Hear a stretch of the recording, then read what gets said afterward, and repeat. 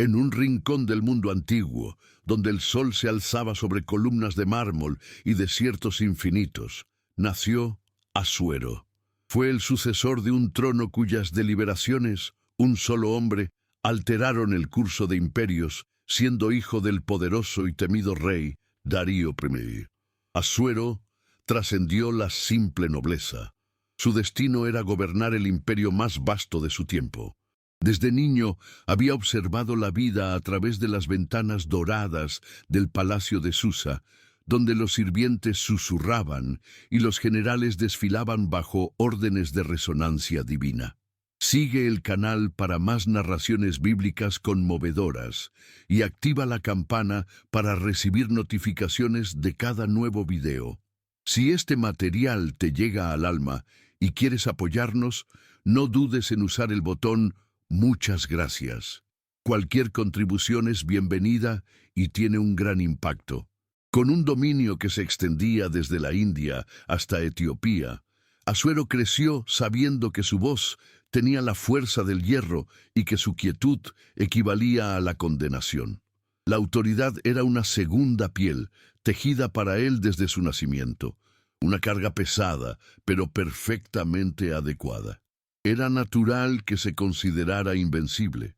Después de todo, ¿quién tendría la audacia de enfrentarse a él?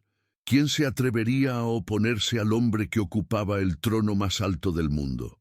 Sin embargo, como cualquier hombre envuelto en la gloria, Asuero era ciego a ciertas realidades.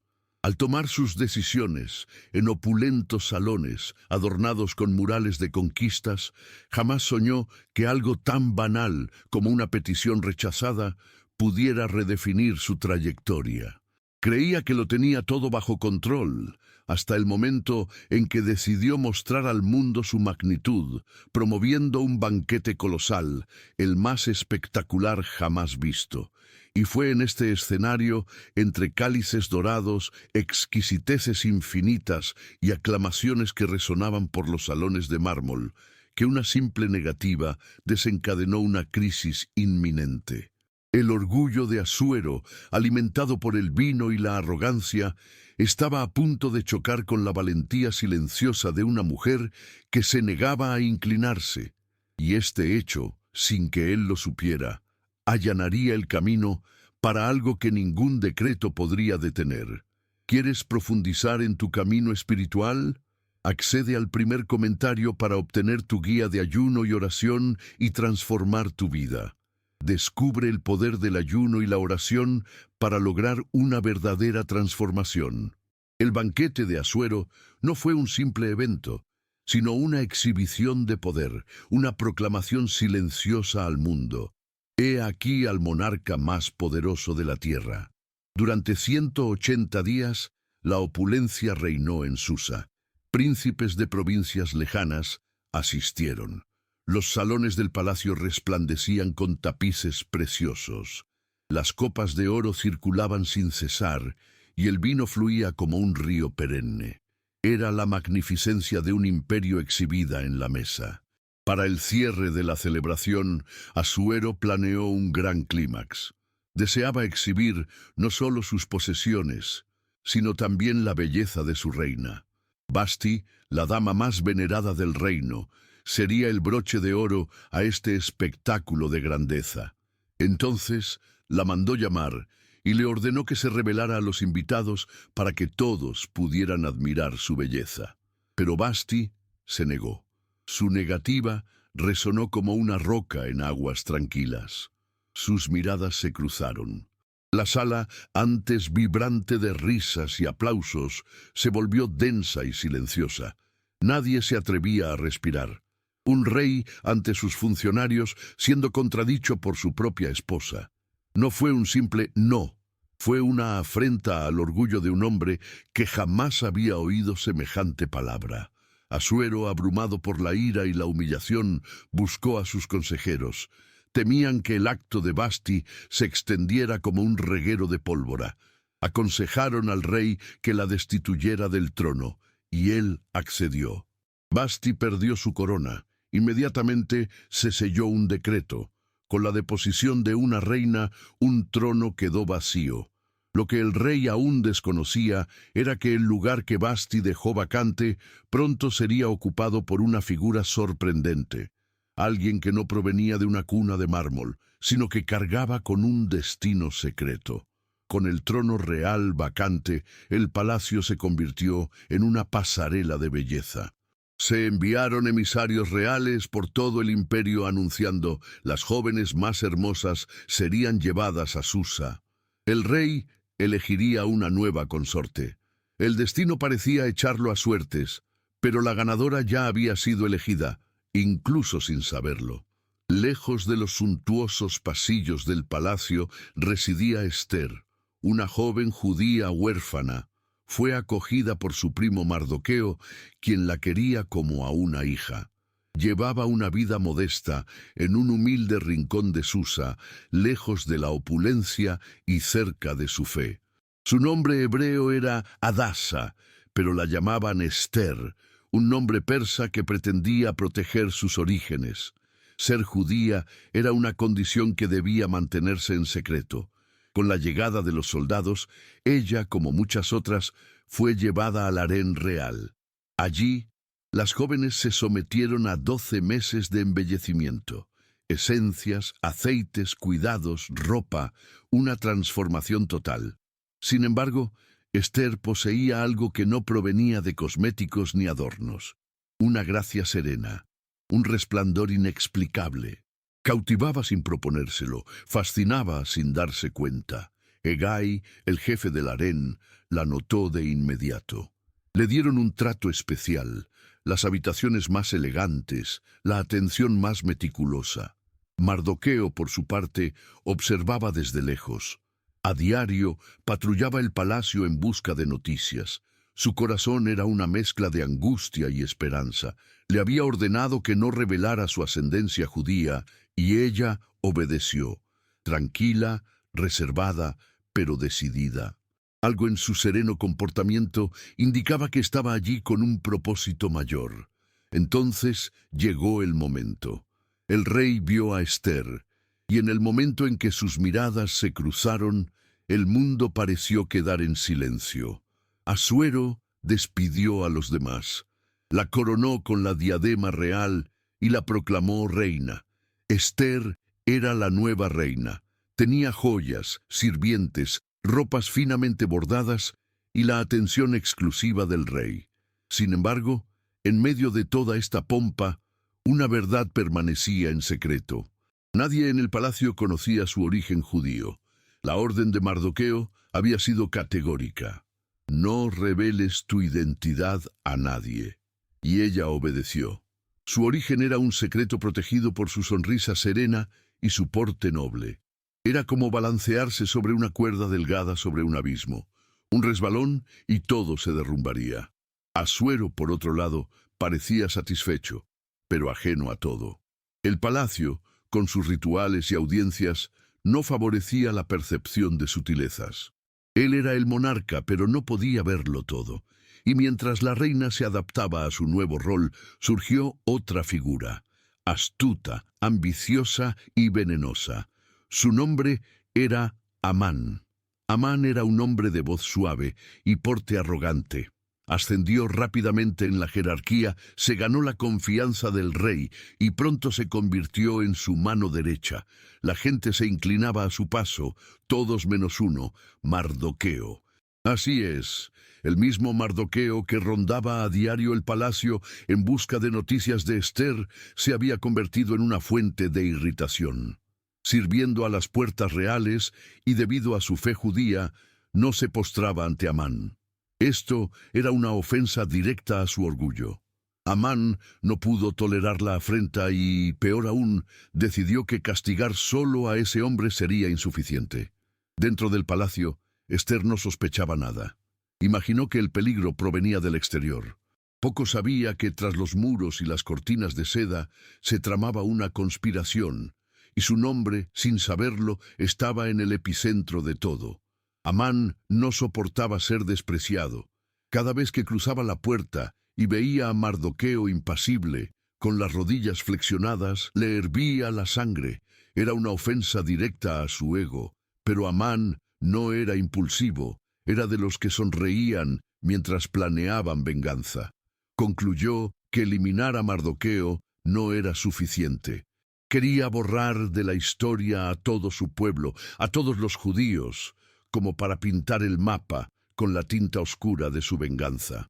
Se presentó ante el rey con un discurso dulce, venenoso y calculador. Mencionó la existencia de un pueblo peculiar, disperso por todo el reino, con sus propias leyes, que vivía de forma diferente y podía representar una amenaza. Omitió nombres y no mencionó a Mardoqueo. Simplemente sembró la semilla de la desconfianza. Asuero, distraído, abrumado por los asuntos y confiando en Amán, le entregó su anillo real, el sello del poder. Con este acto, sin darse cuenta, autorizó la catástrofe. Amán redactó el edicto con frialdad. Se fijó una fecha para el exterminio de todos los judíos en cada provincia, desde el más joven hasta el más anciano, hombres, mujeres y niños. Fue un genocidio formalizado con la aprobación real. La orden fue difundida con urgencia por jinetes que surcaban los vientos del imperio. Al enterarse Mardoqueo, se rasgó las vestiduras. Se cubrió de cilicio y ceniza y anduvo por las calles entre clamor y desesperación.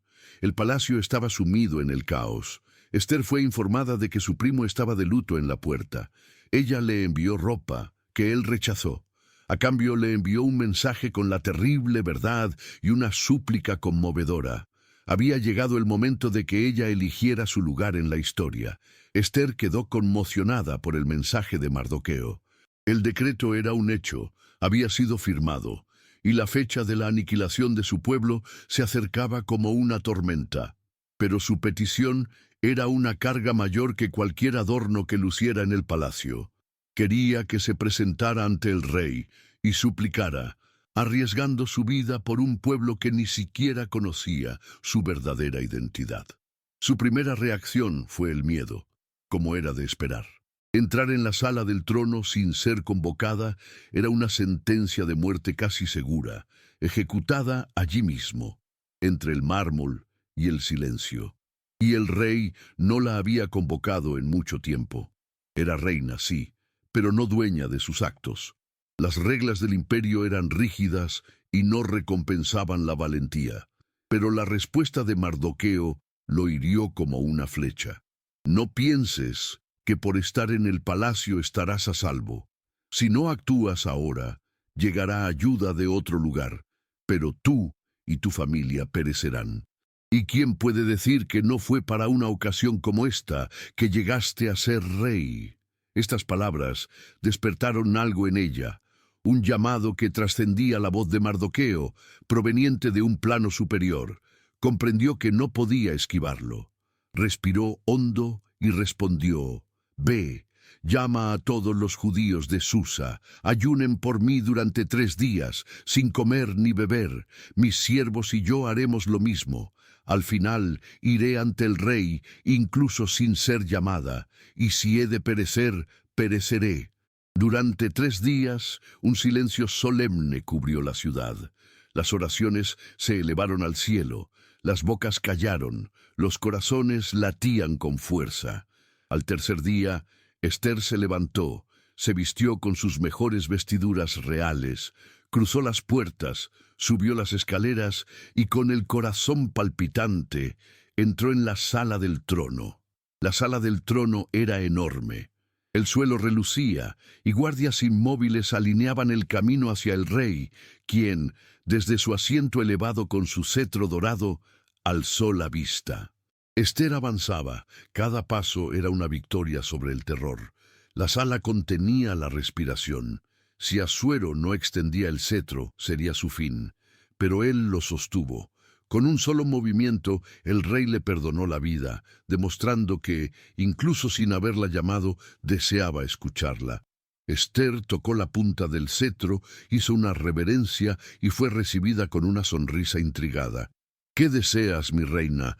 Pídelo y te daré hasta la mitad de mi reino». Pero no hizo su petición. Todavía no. En cambio, Esther invitó al rey y a Amán a un banquete privado. solo ellos dos, una propuesta íntima, calculada, incluso peculiar. El rey aceptó de inmediato, y Amán, henchido de arrogancia, se sintió el hombre más importante del imperio. Una cena a solas con la pareja real. Se veía a sí mismo como el epicentro del poder. Durante el banquete, el rey insistió: «¿Cuál es tu deseo, Esther?». Pero ella, con voz serena y mirada decidida, pidió un segundo banquete para el día siguiente. Declaró que solo entonces haría su petición. El rey accedió. Amán salió eufórico, seguro de su posición privilegiada en la corte. Sin embargo, al cruzar las puertas y encontrarse con Mardoqueo, erguido y sin reverencia, su furia regresó con toda su fuerza. Llegó a casa angustiado, llamó a sus amigos y a su esposa, contándoles el banquete, el honor y la ira. Fue en ese momento que surgió la idea de la horca. Una horca muy alta, de 50 codos. Una estructura monumental, a la vista de todos, destinada a Mardoqueo. Mientras tanto, en el palacio, el rey intentó conciliar el sueño, pero el sueño, esa misma noche, se le escapó, como si una fuerza lo guiara hacia un recuerdo perdido. El amanecer en Susa era pesado, pero el rey no podía dormir. Daba vueltas en la cama, las sábanas se sentían sofocantes y la quietud del palacio amplificaba sus pensamientos. Incapaz de conciliar el sueño, recurrió a un pasatiempo real. Ordenó a los escribas que leyeran los anales del reino, los registros de hazañas pasadas, de héroes olvidados, de nombres que el tiempo casi había borrado. Y fue allí, en la monotonía de la lectura, que algo brilló en la penumbra. Leyeron sobre el día en que 2 eunucos, Bigtán y Teres, conspiraron para asesinar a Asuero. ¿Y quién había descubierto y desenmascarado la conspiración? Mardoqueo, el mismo hombre que Amán detestaba, el mismo hombre cuya muerte se estaba planeando. Asuero interrumpió su lectura. «¿Qué honor se le concedió a este hombre por su acción?», preguntó. La respuesta fue lacónica: ninguno. El rey se enderezó. Ninguno, ningún reconocimiento, ninguna recompensa. Esto era una injusticia. Al amanecer, Amán entró en los patios del palacio con su plan en mente. Quería pedir permiso para colgar a Mardoqueo. Pero antes de que pudiera pronunciar la primera sílaba, Asuero lo desafió. ¿Qué se debe hacer con un hombre a quien el rey desea honrar? Amán, convencido de que el rey se refería a él, se regocijó. Describió una gran ceremonia. Vestiduras reales, el caballo del rey, una corona y un noble prominente guiando el caballo por las calles, proclamando: «Así se hará con el hombre a quien el rey se deleita en honrar». Asuero escuchó atentamente.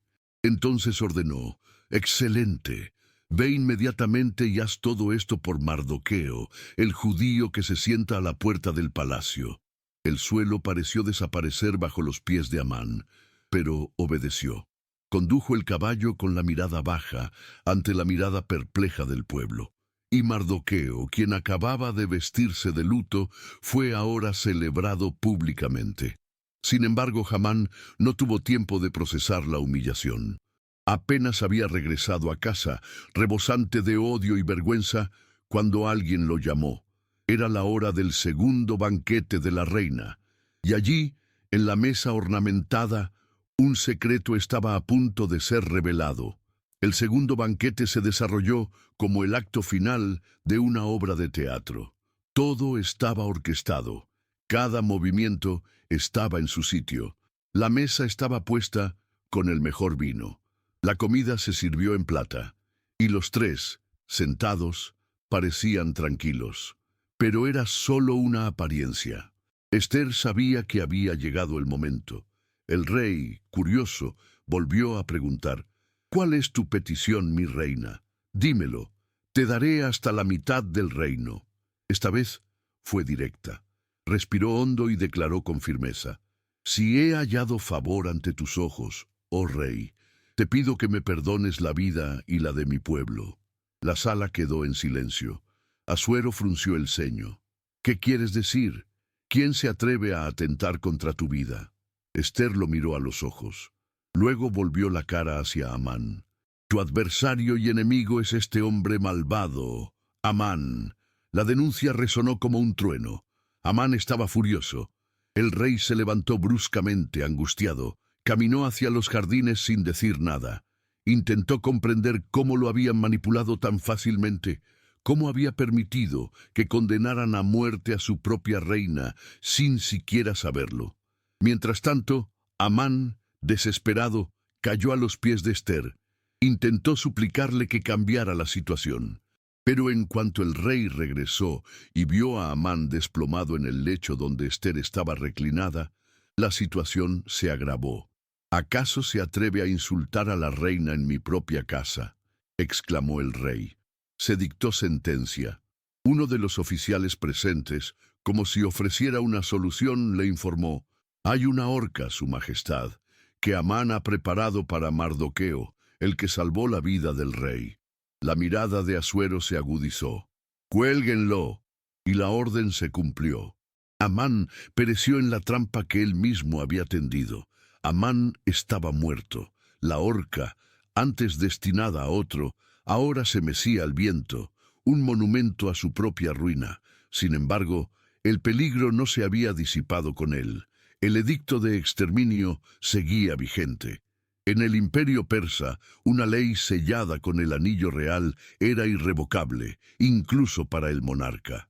Era una sentencia definitiva. Ester se arrojó de nuevo a los pies de Asuero. Llorando, suplicó. Su pueblo seguía en peligro mortal.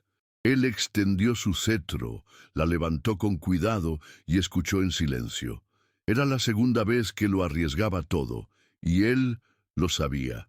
Entonces la miró, y luego a Mardoqueo, quien ahora estaba allí, orgulloso, vestido con ropas nobles y ocupando el puesto que había sido de Amán. El rey tomó una decisión. No podía revocar el decreto anterior, pero sí podía emitir uno nuevo, y así lo hizo.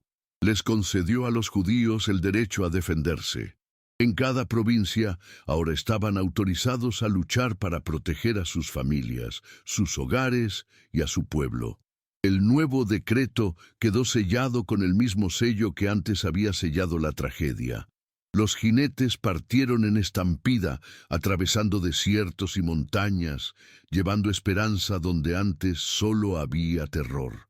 Cuando llegó la fecha, las ciudades se prepararon. Pero en lugar de una masacre, lo que presenciaron fue una resistencia vigorosa, organizada y victoriosa. Los enemigos fueron derrotados, los judíos prevalecieron, y ese día, que debería haber sido de luto, se convirtió en una celebración. Un día de liberación, conocido hasta el día de hoy como Purim, el día en que la fortuna cambió. Asuero, el rey una vez engañado, comenzó a ver su reino de otra manera. Tenía a su lado una reina valiente y un consejero justo. Por fin, el palacio de Susa parecía más sereno, pero la quietud que ahora lo llenaba era diferente. Asuero ahora cargaba con algo que ni la corona ni las vestiduras reales podían revelar: el peso de su conciencia. Había aprendido a las malas que el trono no ofrece una visión completa, que la autoridad, sin sabiduría, se convierte en un arma peligrosa en las manos equivocadas, y que confiar ciegamente en palabras halagadoras tiene un precio muy alto.